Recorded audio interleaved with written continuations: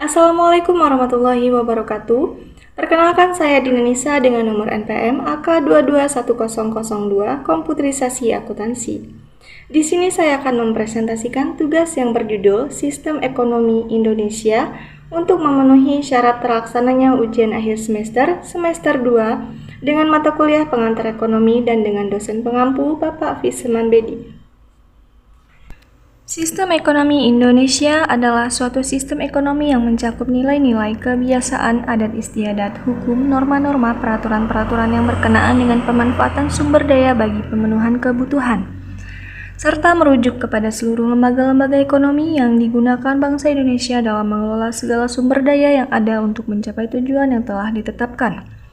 Elemen-elemen dalam sistem ekonomi seperti rumah tangga, perusahaan, serikat buruh, instansi pemerintah, dan lembaga-lembaga lain yang berkaitan dengan kegiatan ekonomi. Tujuan sistem ekonomi 1. Menentukan apa, berapa banyak, dan bagaimana produk-produk dan jasa-jasa yang dibutuhkan akan dihasilkan. 2. Mengalokasikan produk nasional bruto untuk konsumsi rumah tangga, konsumsi masyarakat, penggantian stok modal, dan investasi. 3. Mendistribusikan pendapatan nasional di antara anggota masyarakat sebagai upah, keuntungan perusahaan, bunga, dan sewa. 4. Memelihara dan meningkatkan hubungan ekonomi dengan luar negeri. Perbandingan sistem-sistem ekonomi berdasarkan yang mengatur mekanisme. 1. Sistem ekonomi tradisional, 2. Sistem ekonomi pasar, dan 3. Sistem ekonomi komando. Berdasarkan yang mengatur kepemilikan aset. 1. Sistem ekonomi kapitalis, 2. Sistem ekonomi sosialis, dan 3. Sistem ekonomi campuran. Pemerintahan Orde Lama 1945 sampai 1965. Keadaan ekonomi mengalami stagnasi dan inflasi, banyak kondisi politik dan keamanan yang tidak stabil mempengaruhi kondisi perekonomian, dan buruknya kondisi infrastruktur ekonomi, fisik dan non-fisik sepeninggalan Jepang. Sistem perekonomian Orde Baru 1966 sampai 1998. Tujuan jangka panjang meningkatkan kesejahteraan masyarakat melalui proses industrialisasi dalam skala besar.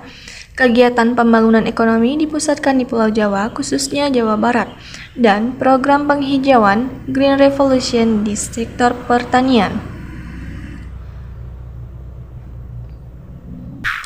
Masa reformasi tahun 2000 sampai 2001. Kondisi perekonomian menunjukkan perbaikan dibanding dengan zaman sebelumnya.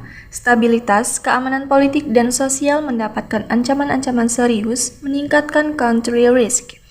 Kondisi perekonomian Indonesia cenderung lebih buruk dibanding masa transisi, di mana country risk semakin besar. IHSG menunjukkan pertumbuhan negatif dan nilai tukar rupiah semakin merosot.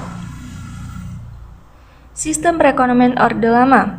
Setelah proklamasi, keadaan ekonomi Indonesia sangat buruk yang ditandai oleh defisit neraca pembayaran, inflasi tinggi, dan kegiatan berproduksi yang rendah. Pada awalnya, sistem pemerintahan Indonesia adalah sistem demokrasi liberal, sehingga sistem ekonomi adalah paham ekonomi liberal. Iklim politik yang tidak kondusif menyebabkan mengganggu perekonomian Indonesia.